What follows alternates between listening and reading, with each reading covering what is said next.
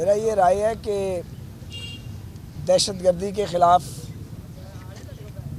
جنگ میں پوری قوم کو متحد رہنا چاہیے اور متحد ہونا چاہیے، تمام سیاسی جماعتوں کو اور پی ٹی آئی کو اے پی سی میں ضرور شرکت کرنی چاہیے۔ ان کے سینئر لیڈرز کے ساتھ ایاز صادق صاحب کی بات ہوئی ہے اور پہلی بار بات نہیں ہوئی، یہ بات ہوتی رہتی ہے۔ ان کے فون بھی آتے رہتے ہیں، ہمارے فون بھی جاتے رہتے ہیں اور اسی ذریعے سے ہم ایک دوسرے سے کمیونیکیٹ کرتے ہیں۔ وہی طریقہ استعمال کیا گیا جو ہمیشہ استعمال کیا جاتا ہے، تو ان کو سنجیدگی کا مظاہرہ کرنا چاہیے۔ باقی سیاسی اختلاف اپنی جگہ رہے، چلتا رہے، لیکن دہشت گردی کے خلاف ایک پالیسی جو ہے اس پہ ہم سب کو اکٹھے ہونا چاہیے۔